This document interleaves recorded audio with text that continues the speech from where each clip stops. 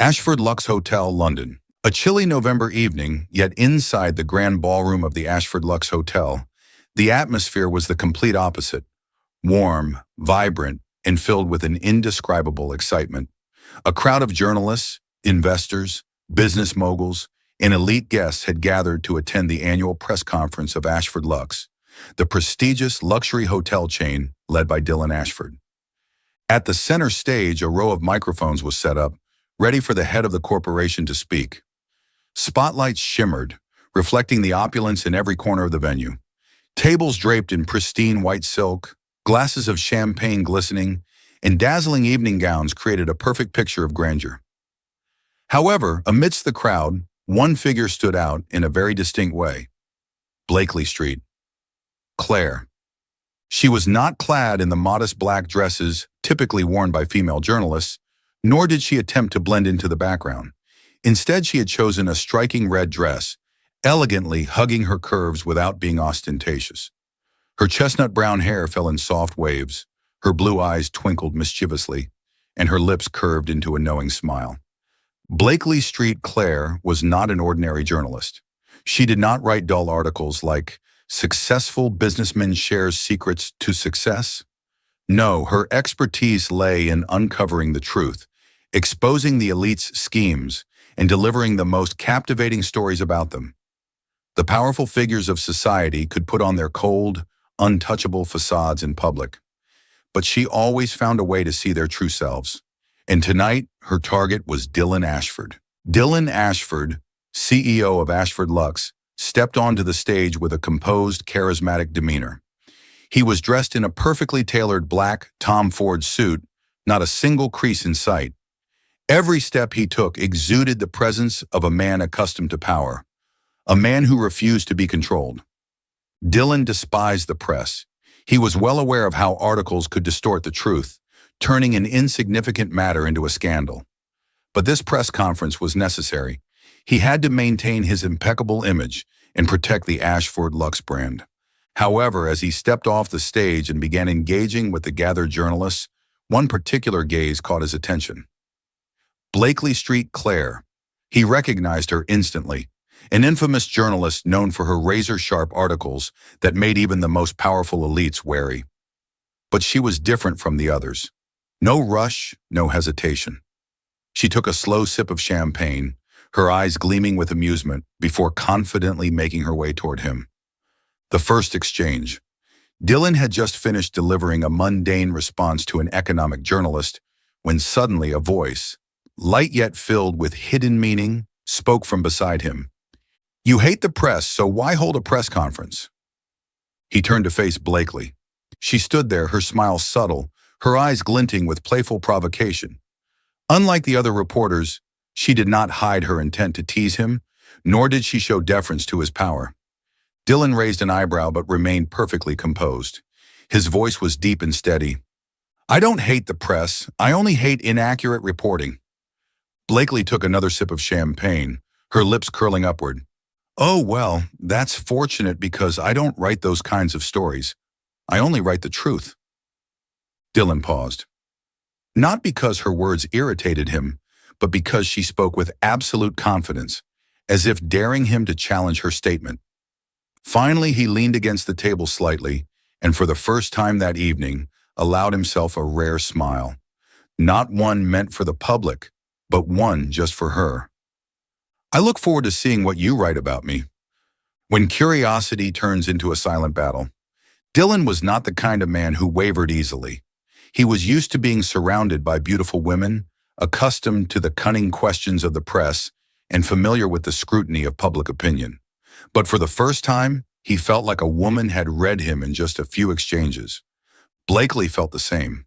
She had encountered many powerful businessmen, men who either tried to charm her into manipulation or avoided her as if she were the plague.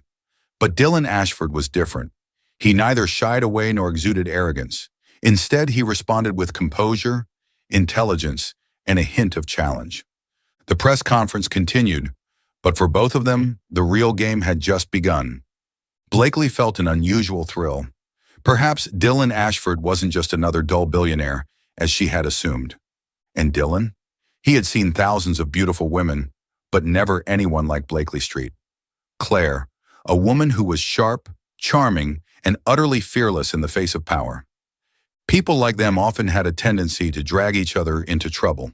But who cared? Because at that moment, Dylan knew only one thing. He wanted to know more about her. Ashford Lux Hotel rooftop. The luxury bar? The press conference had ended, yet Blakely lingered at the bar. She had no intention of drinking much, just a glass to unwind after an evening of mental sparring with Dylan Ashford. But when she noticed he was still there, sitting a few seats away, a glass of whiskey in hand, his gray-blue eyes glinting with amusement as he looked at her, things started to take an unexpected turn. "Do journalists not have working hours?" Dylan asked, raising his glass, his voice deep and laced with mockery. Blakely tossed her hair and shrugged. "And what about CEOs? Shouldn't you be in your office, checking your hotel's revenue by now?" Dylan laughed. A real laugh, not the polite, calculated one that reporters often captured. That alone made Blakely feel slightly intrigued. He wasn't irritated by her teasing. If anything, he seemed to enjoy it. 1 drink, 2 drinks, 3 drinks. The conversation shifted from the hospitality industry to the elite society, the wealthy who loved to flaunt their riches, and the meaningless luxury items they surrounded themselves with. Blakely casually criticized those who owned countless identical suits just for the sake of stylistic consistency. "Seriously, does anyone actually need 6 identical suits?" She raised an eyebrow, leaning on the bar with a teasing tone. Dylan took a slow sip of whiskey, tilting his head slightly as he looked at her. "Absolutely, because I like perfection." "Perfection to the point of being boring?" Dylan laughed again. No one had ever called him boring, but it seemed like Blakely Street Claire enjoyed provoking him in ways no one else dared to. By the time the 5th cocktail appeared before Blakely, things began to blur.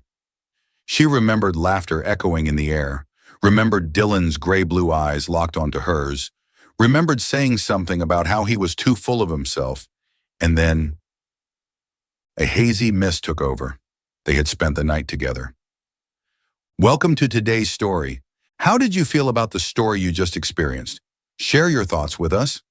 We hope each story brings you meaningful and heartwarming moments. Don't forget to subscribe to our channel to become part of the Soul Stories family, where we tell tales that touch emotions and hearts. Our stories may not always reflect real life, but they are written with dedication to bring you engaging moments, inspiration, and a fresh perspective for your soul. Stay tuned and continue this journey with us. If you have any feedback or requests, don't hesitate to leave a comment. We always listen and cherish every word you share. Wishing you lots of luck and happiness. In the presidential suite, the morning after, a sliver of light slipped through the luxurious curtains, landing directly on Blakely's face. She groaned softly, turned over, and immediately sensed that something was very, very wrong. The bed was too soft, not hers. A faint scent lingered in the air, sandalwood mixed with something undeniably masculine and alluring. Blakely's eyes fluttered open, adjusting to the light. And then, oh my God, Dylan Ashford, Millionaire CEO, the man she had exposed last night, lying right next to her. Worse, he was wearing nothing but a thin sheet draped across his waist. Blakely froze for a few seconds. Her head throbbed like a drum, but her brain worked just fast enough to process the extremely precarious situation she was in. Her eyes darted around the room. A red dress on the floor, high heels abandoned near the door, a tie wrapped around the armrest of a chair. Dear God. Fragments of the night before surfaced, his fingers gripping her waist. A scorching kiss. Low laughter brushing against her ear. And then Blakely squeezed her eyes shut, trying not to panic. "Shit," she muttered, staring up at the ceiling.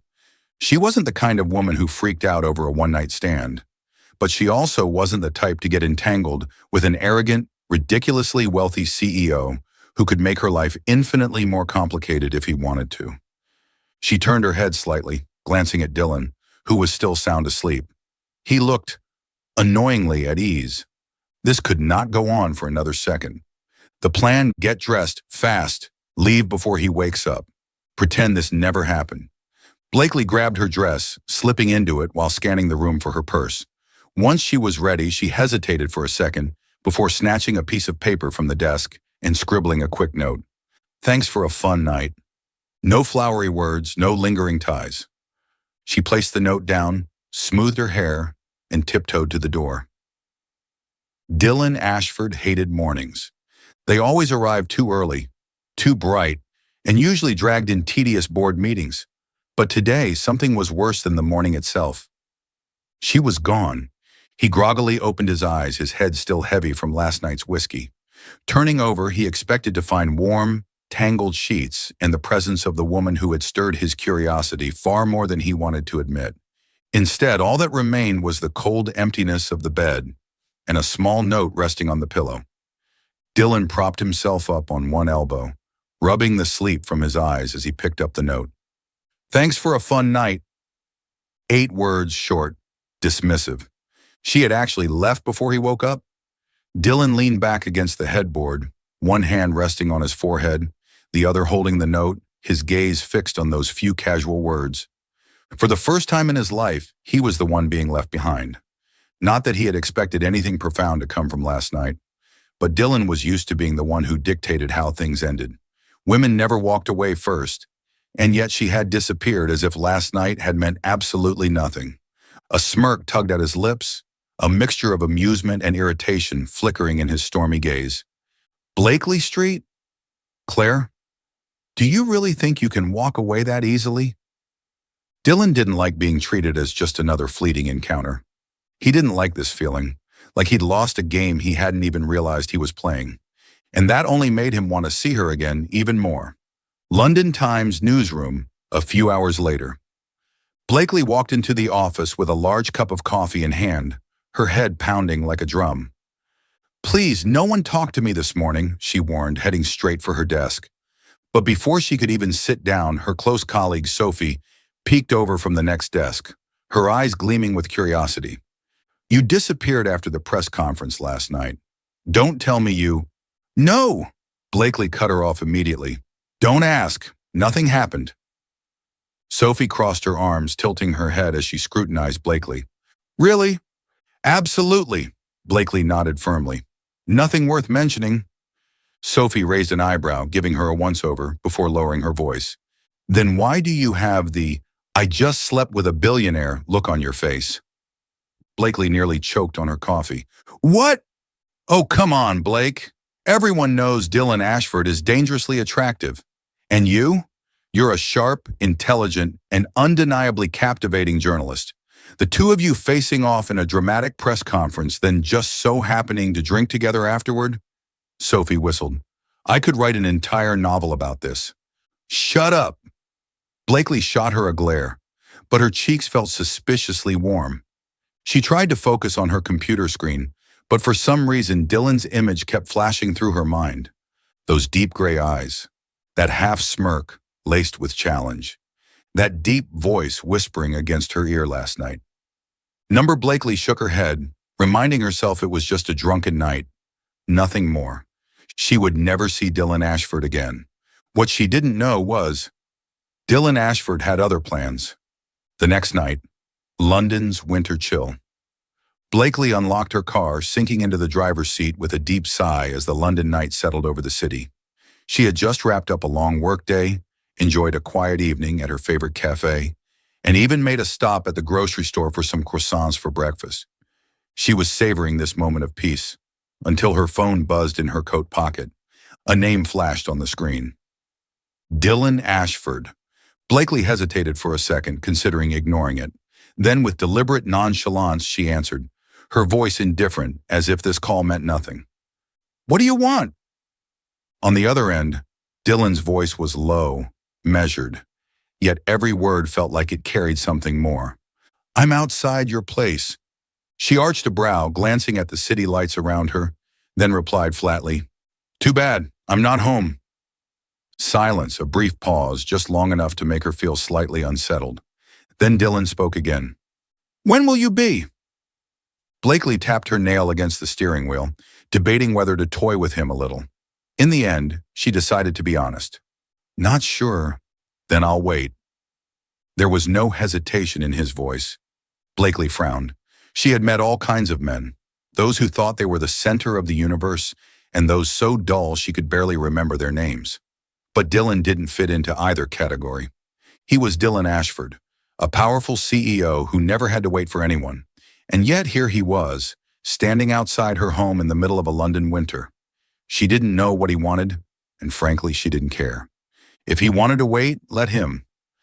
So she spent another hour at the cafe, leisurely sipping tea, scrolling through her phone, reading the news, acting as if the phone call had never happened. Then she took an extra lap around the grocery store, lingering in the bakery aisle for 10 minutes just to decide whether to buy an extra box of macarons. By 10 p.m., she finally headed home. She expected Dylan to be gone, but he wasn't. He was still there. Leaning casually against the wall beside her door, hands in his pockets, his expression unreadable, but clearly he had no intention of leaving. Blakely halted for a second. Under the dim glow of the streetlights, Dylan Ashford didn't look like the cold, untouchable CEO she had seen at the press conference. He looked like a man who had lost a game, but instead of walking away, he had decided to wait for his opponent to return for another round. She approached slowly, pulling off her gloves, her voice laced with curiosity. "What are you doing here?" Dylan glanced up at her, his gaze steady, yet tinged with something almost incredulous. "You left." Blakely chuckled softly, fishing for her keys in her purse, her tone teasing. "So you waited 2 hours just to tell me that?" Dylan folded his arms, tilting his head slightly as if assessing her reaction. "I want an explanation." "An explanation for what?" She unlocked the door but didn't step inside yet. Instead, she turned to face him. "That I'm not the kind of woman who wakes up, wears your shirt, and makes you breakfast?" Dylan leaned against the doorframe, the corner of his mouth lifting. "Exactly, because usually I'm the one who does that." Blakely laughed. She hadn't expected that response. She had thought he would be angry, or at least show a bit of the arrogance that powerful men often carried. But no, Dylan Ashford was standing outside her door, in the cold, not demanding, not accusing, just wanting to understand why she had walked away. She looked at him for a long moment before tilting her head, her voice still playfully mocking. "So, is it just your ego that can't handle the fact that I left first?" Dylan didn't say anything, just held her gaze with those piercing gray-blue eyes, searching for something in hers. 1 second, 2 seconds. Then he sighed, shaking his head as if he couldn't believe himself. "Maybe." Blakely blinked at him. This man, who was always in control of everything, now standing outside her home for 2 hours in the freezing cold, over a drunken night.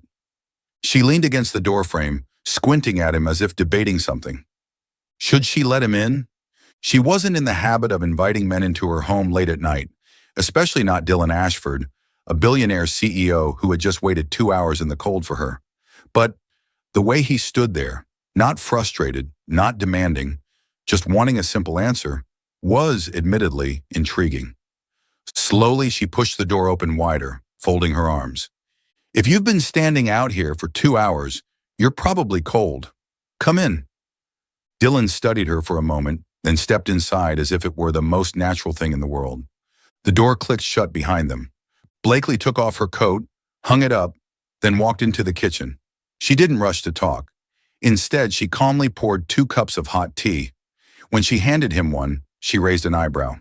"No alcohol. I'm not repeating last night." Dylan took the cup, a faint smirk tugging at his lips. "Who said I wanted to?" Blakely locked eyes with him, her own lips curving slightly. "You did." Dylan let out a rare laugh. She always knew how to surprise him. She sat down at the table, cradling her tea in her hands, her tone light but sharp. "So what do you want now? A deep discussion about how men don't like being left behind? Or do you just want to know if I regret it?" Dylan pulled out a chair sitting across from her, placing his cup down. He tilted his head, his voice low, steady, yet full of intent. "Both." Blakely smiled faintly. "I don't regret it." She took a sip of tea, her eyes never leaving his. "But I have no intention of making this a habit." Dylan rested his elbow on the table, watching her intently. "Why not?" She raised an eyebrow. Are you seriously asking me that? Dylan shrugged, unfazed. If you think last night was a one-time thing, then you're wrong. Blakely was silent for a moment. Then she let out a laugh. Confident, aren't you? Not confidence.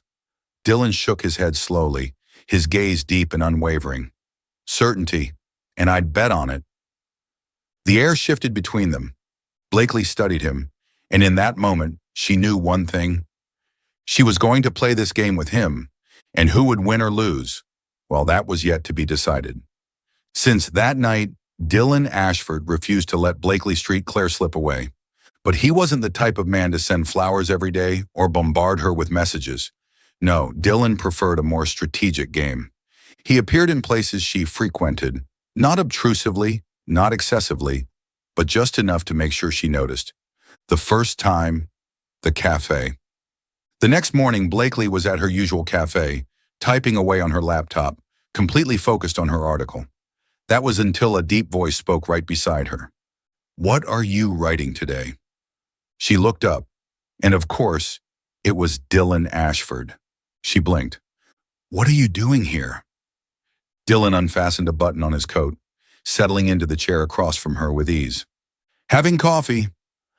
There are hundreds of cafes in London. What a coincidence, huh? Dylan smirked. Maybe it's fate. Blakely chuckled, shaking her head. I don't believe in fate, but I do believe in the stalking abilities of a CEO with too much free time. Dylan took a sip of his coffee, unfazed.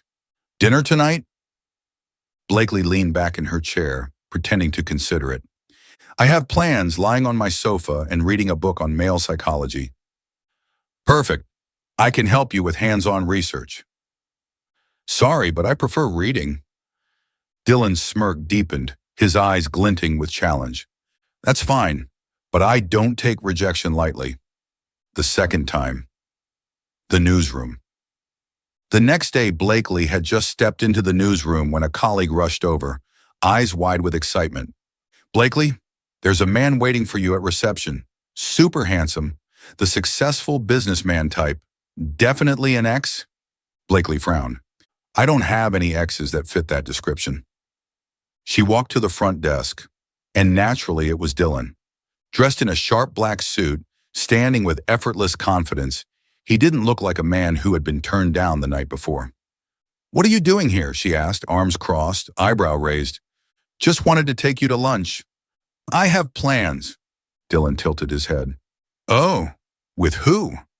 None of your business. Dylan chuckled, nodding as if conceding. I'm in no rush. I'll wait. And wait he did. By the time she finished work and stepped out of the office, he was still there, leaning against his car, hands in his pockets, looking completely unbothered by the hours that had passed. Do you seriously have nothing better to do? She asked, exasperation creeping into her voice. I have plenty to do. He stepped closer, his eyes dancing with amusement. But one thing is more important, getting you to say yes. Blakely studied him for a long moment, then exhaled, folding her arms. Fine, one dinner, but I choose the place. Dylan pretended to consider, as long as it's not a fast food joint. Too bad. I was planning on taking you for burgers.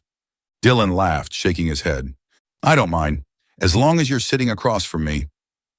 The third time, the charity gala. That evening, Blakely attended a prestigious charity gala. Dressed in a sophisticated navy blue gown, she had just taken a sip of champagne when a familiar deep voice murmured beside her. You're late.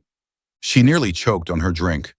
Turning, she found Dylan in a black tuxedo, standing there with that signature smug smirk. Why are you here? Dylan lifted his glass, his eyes gleaming with mischief. I'm the main sponsor of this event, and of course I had to continue the game. Blakely let out a soft laugh. This game was far from over. The charity auction, a game of wits. The charity auction took place in a lavish ballroom, glowing under the light of crystal chandeliers. London's elite filled the space, distinguished gentlemen, successful entrepreneurs, and renowned figures from the art world, exchanging polite handshakes and elegantly raising their champagne glasses. Blakely, draped in a deep crimson evening gown, moved through the crowd with her signature confidence. She was never one to shy away from power. On the contrary, she relished observing them, sometimes teasing them with sharp, cutting remarks. She had just taken a sip of champagne, prepared to enjoy a quiet evening, when a familiar, deep voice interrupted her thoughts. "We meet again!" Blakely exhaled and turned her head, and just as she expected, Dylan Ashford. Dressed in a perfectly tailored tuxedo, he stood beside her, that signature half-smirk tugging at his lips, his eyes glinting with a quiet challenge. "You seem to have a habit of showing up wherever I am." Dylan shrugged, mischief flickering in his gaze. "Must be fate." Blakely chuckled. "That line again? You need some new material." Dylan didn't reply. Instead, he took a champagne flute from a passing waiter and gestured toward the stage, where the auction was in full swing. "Are you planning to bid?" "Depends. Is there anything worth bidding on?" The auction continued, luxurious items fetching staggering bids. A painting by a renowned artist, a dazzling diamond jewelry set, a private wine-tasting evening with a Michelin star chef. Blakely remained largely uninterested, until the auctioneer excitedly announced the next item. "And now, ladies and gentlemen, we present a truly special prize, an exclusive luxury trip to Italy, 5-star accommodations, Michelin dining, and private jet travel." A murmur rippled through the room. This was undoubtedly one of the most coveted offerings of the evening. "Bidding starts at £50,000. Blakely arched an eyebrow, watching as a few wealthy contenders raised their paddles. "Arubadayiram, Yerubatayiram, Tonurayiram." Then a voice, deep, composed, and utterly confident, cut through the air. 150,000. Blakely's head snapped to the side. Dylan had casually set his champagne down, raising his paddle without hesitation. The room fell silent for a few beats. Even the auctioneer seemed momentarily stunned before regaining composure and calling out, £50,000. Do we have a higher bid?" Silence. No one dared challenge the number. "Going once, going twice. Sold to Mr. Dylan Ashford." Applause filled the room. Dylan leaned back in his chair, smirking as he glanced at Blakely. "You didn't have to go to such lengths just to impress me." Dylan arched a brow. "Who said I bought it for you?" Blakely scoffed, unimpressed. "Then I suppose I'll wait to see who your lucky companion is." "Of course." She was about to walk away when the auctioneer spoke up again. "And as per tradition, the winner must now announce who they'll be taking on this luxurious getaway." The room hushed, waiting. Dylan turned to Blakely, amusement and challenge flickering in his gaze. "Miss St. Clair, do you like Italy?" She stared at him. "Are you trying to bribe me with a lavish vacation?" Dylan took a slow sip of his champagne, then leaned in slightly, his voice low and teasing. "I'm just curious to see if you can resist Italy." Blakely chuckled softly, but she didn't answer right away. She did love Italy. More importantly, she loved the game, and she would play it to the very end. Florence, a game of unexpected choices. Dylan Ashford's private jet touched down at Florence Airport on a breathtaking autumn afternoon. From above, Blakely could see the terracotta rooftops, the ancient cobblestone streets, and the Arno River winding like a silk ribbon through the heart of the city. She had traveled to many places in the world, but there was no denying that Florence had a charm of its own. Yet the strangest part of this trip wasn't the city, it was the man sitting across from her. Dylan Ashford, arms crossed, leaning back against the plush leather seat, he casually took a sip of fine Italian wine, his blue eyes flickering with something between amusement and curiosity as he watched her. "Are you ready to admit this trip is going to be unforgettable?" he asked, his tone carrying the slightest hint of self-satisfaction. Blakely scoffed, tilting her head. "I'll decide after I see if the hotel serves breakfast in bed." Dylan chuckled. "Trust me, the service at this hotel won't disappoint you." The words were simple, but there was something in the way he looked at her that made Blakely realize this trip wouldn't just be a vacation. Venice, a confession by the canal. The next day they arrived in Venice. The crisp air of the canal city made everything feel impossibly romantic. What she hadn't expected was for Dylan to have arranged a private gondola ride. Blakely never thought she'd find herself on a traditional Venetian boat with a man like him. A man who thrived on control, always calculating his next move. And yet here they were. A gentle breeze tousled her hair, and as she reached up to tuck a strand behind her ear, Dylan was faster. He carefully brushed the loose strands away, his fingers lingering for just a second longer than necessary. His gaze was so focused, so intense, that Blakely felt her heartbeat stutter for a moment. I always thought CEOs like you only traveled on luxury yachts. Occasionally, I enjoy tradition. His smirk was unmistakable. They glided past the Rialto Bridge, a place steeped in legends, rumored to bless those who kissed beneath it at sunset with a love that would last forever. Do you believe in legends? Dylan asked suddenly, his voice deep and measured. Blakely arched an eyebrow. Which one? The one that says if two people kiss under this bridge at sunset, they'll stay together forever. She let out a soft laugh. Are you planning to test it? Dylan didn't answer. He just looked at her, his gaze unreadable. Then, without warning, he leaned in, his lips brushing lightly against the corner of hers. Blakely froze. It wasn't a demanding kiss, just the softest touch, but it sent a slow-burning fire coursing through her veins, making her breath catch. She inhaled sharply, her heart pounding harder than she cared to admit. Do you believe now? Dylan murmured, his voice smooth as velvet. Blakely swallowed, forcing herself to stay composed.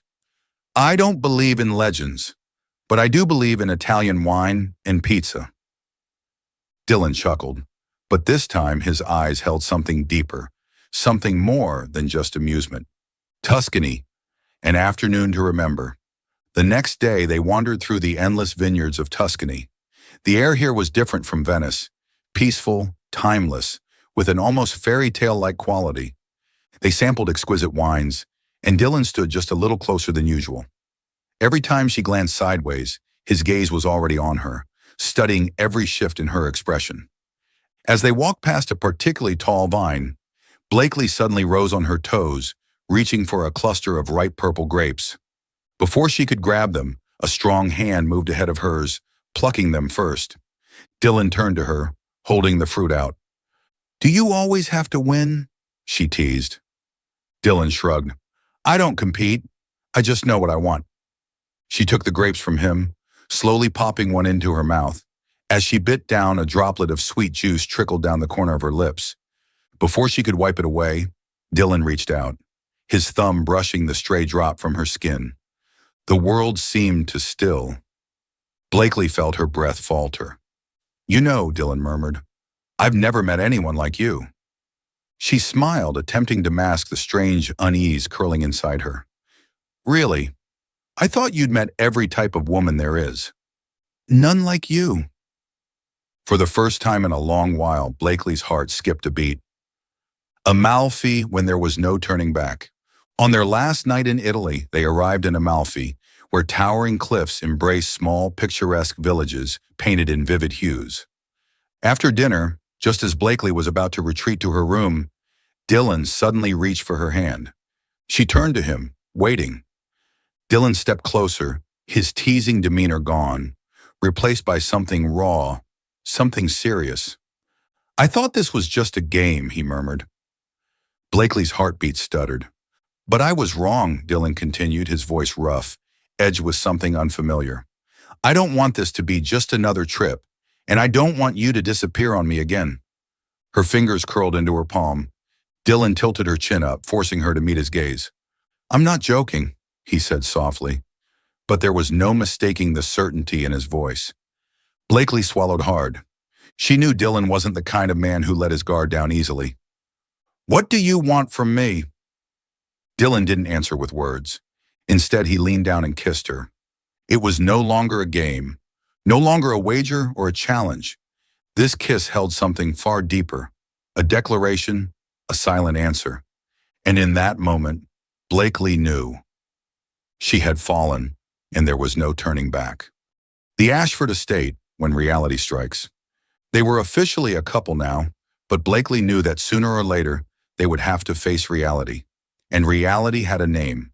Eleanor Ashford, Dylan's mother, a woman of impeccable elegance, formidable power, and standards so high they were nearly unattainable. Their first meeting took place at the Ashford estate, an imposing mansion standing on vast, pristine land in the outskirts of London.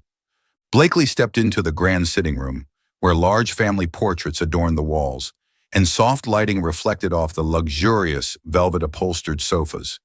She was rarely nervous, but even she had to admit, this felt suspiciously like an interrogation. Eleanor Ashford sat gracefully in a Victorian armchair, a delicate teacup in hand, her sharp eyes studying Blakely with clinical precision. "Miss St. Clair, I've heard quite a bit about you." Her voice was smooth yet laced with an underlying sharpness. Blakely smiled. "I hope it was all good things."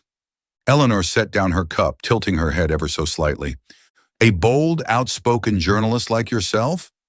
I highly doubt that everything I've heard has been positive." Blakely arched an eyebrow, unfazed.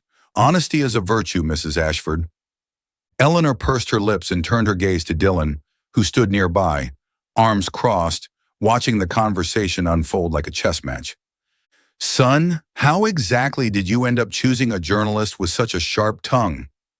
Eleanor's voice was calm, but the undertone was clear. She didn't approve. Blakely opened her mouth to respond, but before she could, Dylan spoke first.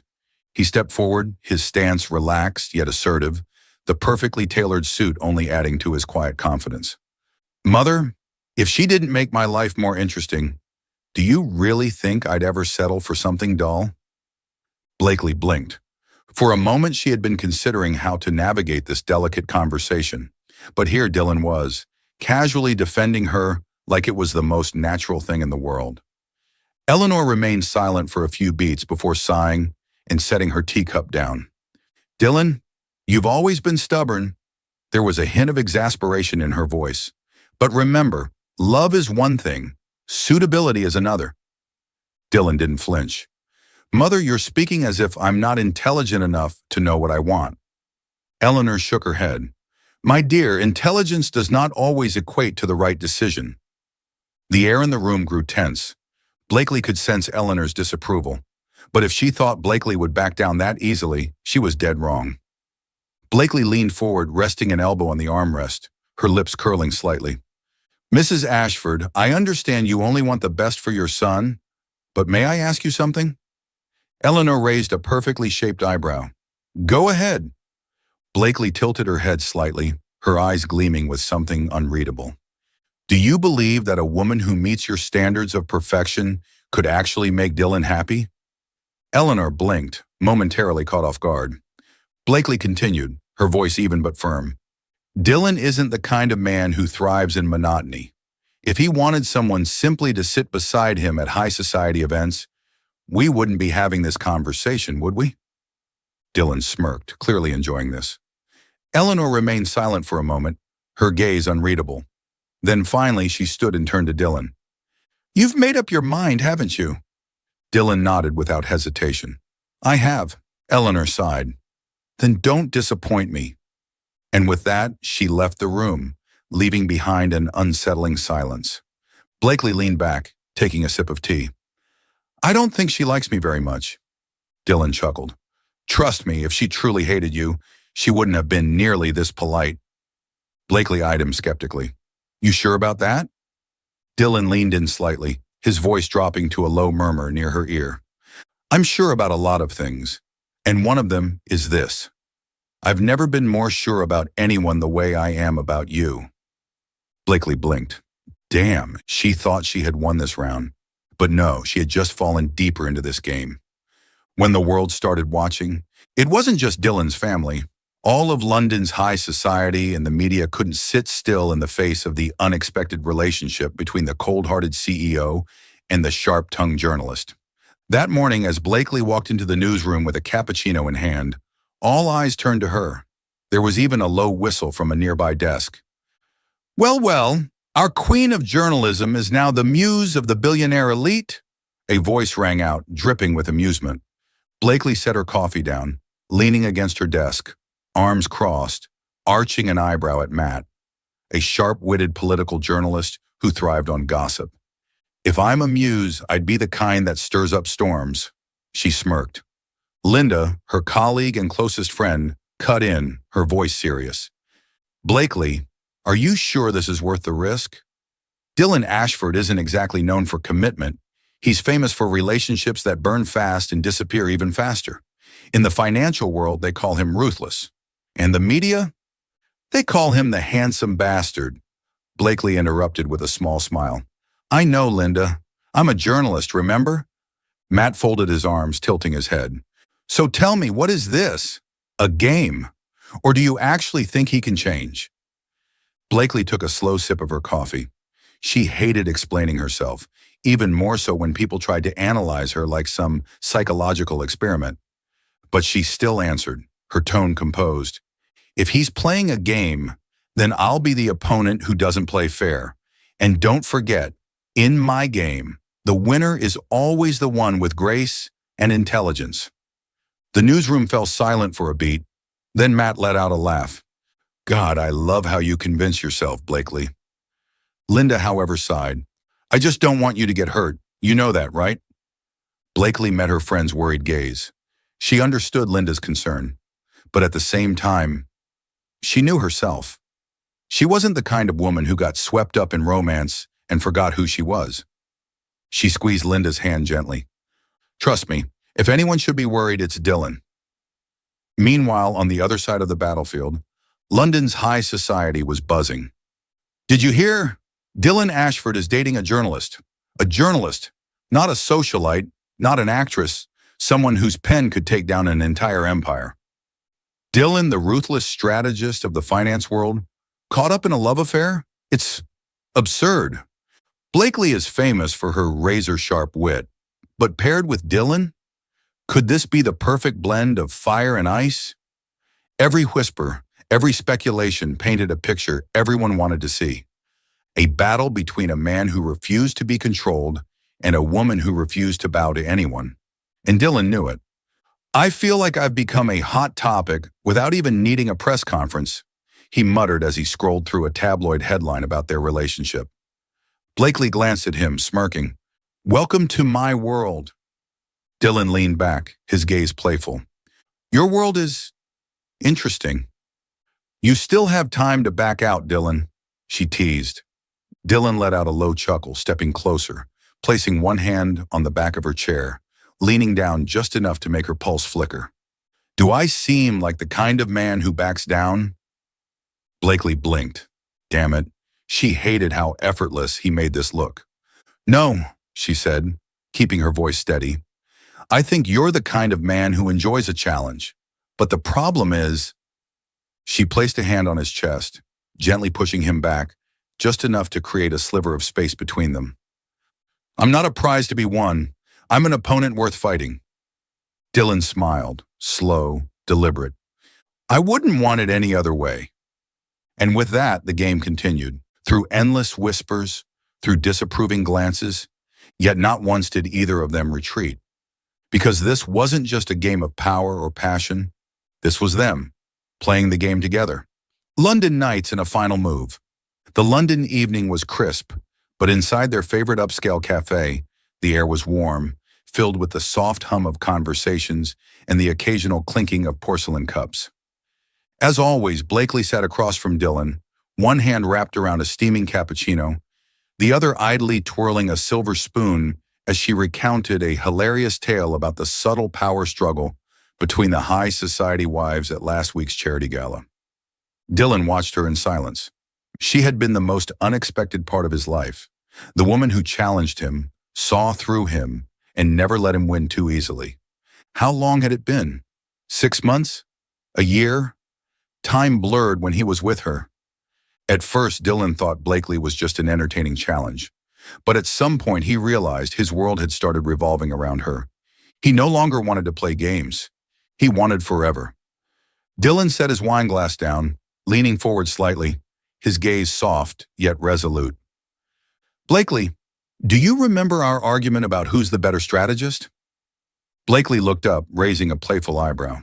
Oh, of course. I told you that if you could wait outside my door for 2 hours, it would prove your feelings weren't just a game. Dylan chuckled. Exactly. And tonight, I want to tell you, I don't just want to play for a night. I want a lifetime of this, of us, of all the unexpected turns, of all the arguments over my poorly knotted ties. Blakely laughed. Dylan Ashford, London's cold, ruthless CEO, now sitting across from her, talking about arguing over ties? Before she could respond, Dylan stood. He walked over to a corner of the cafe, reached into the barista's drawer, something clearly prearranged, then turned back toward her, holding a small, exquisitely crafted box. And then he knelt. The cafe fell completely silent. Blakely's eyes widened. I know you're brilliant, fearless, and impossible to tame, Dylan began, his voice steady but full of something raw. And that's exactly why I want to stand beside you, to laugh with you, to win with you, to face every battle together. Will you let me prove that, while I once was a CEO who hated commitment, now I am ready for a lifetime of not just unpredictable dates, but of shared dreams and futures? She stared at him. Dylan Ashford was proposing, not with an elaborate speech or some extravagant grand gesture, but as himself, honest, unwavering, and with just the right touch of humor. For the first time in a long time, Blakely was speechless. Dylan watched her, a flicker of nervousness in his otherwise confident demeanor. You're not thinking of running, are you? He blurted, making the entire cafe burst into laughter. Blakely snapped out of it, then laughed too. Dylan, you know, I used to think that everything between us was just a game. But then, every time you waited for me, rain or shine, I realized something different. She reached out, gently touching his face. I say yes. Applause erupted around them. Even the cafe staff and strangers smiled, caught up in the moment. Dylan slid the ring onto her finger. Good, because I've already planned the honeymoon. Blakely squinted. You're already thinking about the honeymoon? Of course, this time I'm not letting you walk away first. She laughed, loud, free, and completely unguarded, before pulling him up and pressing a kiss to his lips amid the cheering crowd. And just like that, the game was over. Not with a winner or a loser, but with the best ending imaginable. London's most unpredictable wedding. All of London was buzzing with anticipation for the wedding of the year. The union of Dylan Ashford, the cold, ruthless CEO, and Blakely St. Clair, the sharp-tongued, fearless journalist whose words could expose the truth like no other. But for those expecting a stiff, traditional high society affair, they were about to be proven very, very wrong. Their wedding took place at a grand, centuries-old castle on the outskirts of London, where every detail reflected their essence. From the witty invitation cards that read, "Come witness a battle of wits that will never end," to the bold decor featuring some of the most memorable and savage quotes they had thrown at each other over the course of their relationship. Blakely walked down the aisle in a gown that was both elegant and unapologetically her, the sheer veil embroidered with humorous excerpts from her most famous articles. Dylan, always the man of impeccable style, wore a custom black suit with a subtle yet iconic detail. The lining of his jacket was stitched with the words, "I stood outside your door for 2 hours." There were no painfully long speeches. Instead, friends and family roared with laughter as the MC recounted some of their most ridiculous moments. We all know Dylan Ashford is a brilliant strategist, but his most ambitious plan was completely wrecked by a woman and a drunken night. Blakely chuckled, glancing at her soon-to-be husband, while Dylan simply shook his head in feigned exasperation. When it was his turn to speak, he raised his glass, eyes locked on hers, soft, steady, utterly devoted. Blakely, you are the only woman who has ever dared to leave me after a night together, and the only one who makes me want to be left behind forever. Laughter rang through the hall, but there were also tears. All the doubts, the opposition, whether from Dylan's mother, Blakely's colleagues, or the whispers of London's elite, had faded into irrelevance. Because in this moment, no one could deny one thing: their love was real. 1 year later, chaos and perfection. If anyone thought marriage would slow them down, they were terribly mistaken. Dylan and Blakely's life became even more unpredictable. filled with passionate debates over everything from business strategies to the correct type of bread for breakfast. But there was one major change. They weren't just a duo anymore. They were a family, and not just with one child, but two. Meet Ethan and Evie, the Ashford twins. Intelligent, mischievous, the perfect mix of their parents. They had Blakely's sharp wit and Dylan's piercing stare, a terrifyingly effective combination. Even as toddlers, their personalities were clear. Ethan was calm and calculated, watching the world like a future CEO in the making. Evie, on the other hand, she was a miniature Blakely, always ready with a cutting remark at just the right moment. Dylan, a man who had built an empire, faced ruthless business adversaries and controlled billion-dollar deals, was completely powerless against them. One memorable incident?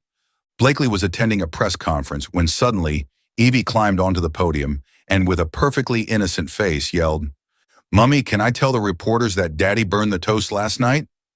The entire hall erupted into laughter. Dylan, who was watching from the side, coughed, adjusted his tie, and tried to maintain his usual CEO composure. But there was no escaping this. The best question ever asked. One evening, Ethan climbed into bed between his parents, looking unusually serious. "Mummy, Daddy," he said, eyes filled with curiosity, "I saw your wedding pictures. But why does Mummy look so happy, and Daddy looks at Mummy like she's a treasure?" Blakely grinned, turning to Dylan with an amused look. "Because your father knows that without me, life would be terribly boring."